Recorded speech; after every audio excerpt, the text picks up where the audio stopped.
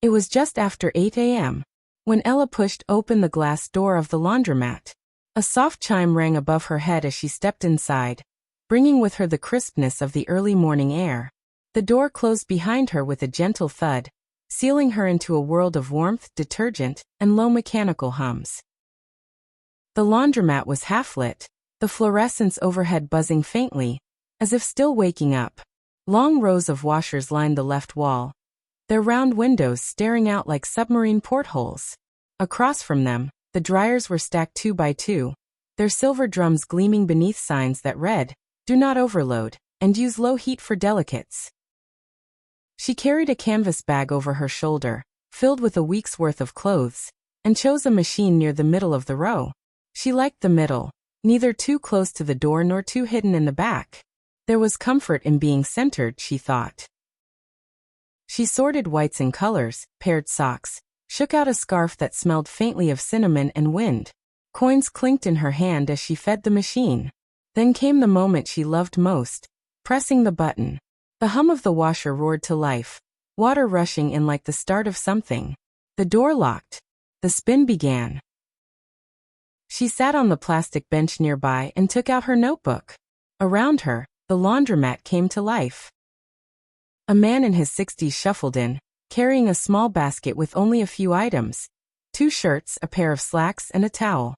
He greeted the room with a nod, chose a machine near the window, and began his routine as if choreographed.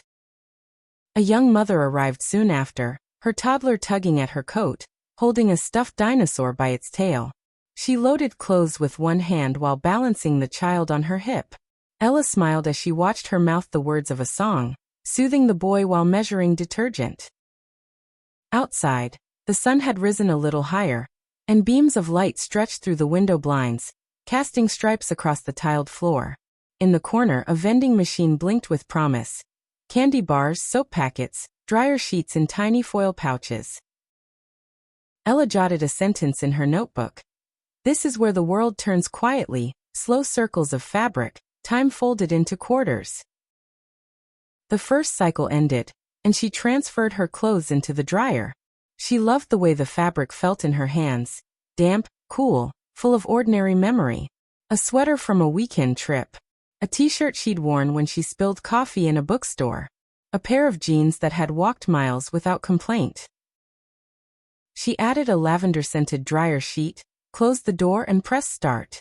The drum began to spin, slow at first, then faster. She watched her clothes tumble in the circle. Socks like tiny satellites, shirts like soft comets. A private orbit. By now, the laundromat was filled with soft conversations. The older man chatted with the mother about the weather. A student entered with a basket balanced on her hip and headphones in her ears. A woman reading a paperback paused every so often to stare at the machine as if it held answers. Ella liked that about laundromats. They were places of quiet honesty. No one pretended here. Everyone was waiting. Everyone was tending to something essential. It was not glamorous. It was not loud. But it mattered. She walked to the back of the laundromat where a bulletin board hung above a cracked sofa. Handmade flyers fluttered slightly from the draft under the door.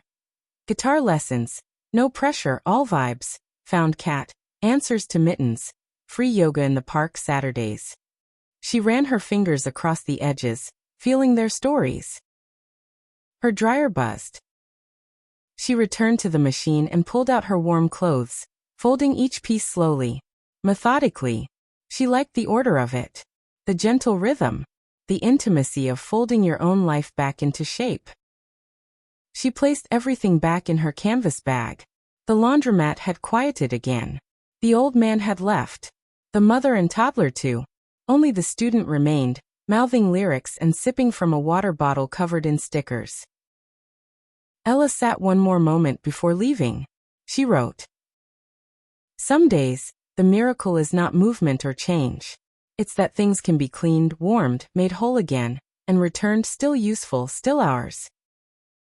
She stood, slung the bag over her shoulder, and nodded goodbye to the girl with the headphones. Outside, the sky was brighter now, and the wind carried the smell of freshly baked bread from the corner cafe. Ella walked home slowly, the weight of her laundry somehow lighter than when she'd come. In her pocket, she found a single sock she'd forgotten to fold. She held it in her hand, warm and fragrant. A small reminder that even the tiniest things deserved attention, deserved care. And for the rest of the day, every time she looked at that sock, she remembered that peace could come in circles, that sometimes we spin not to escape but to return.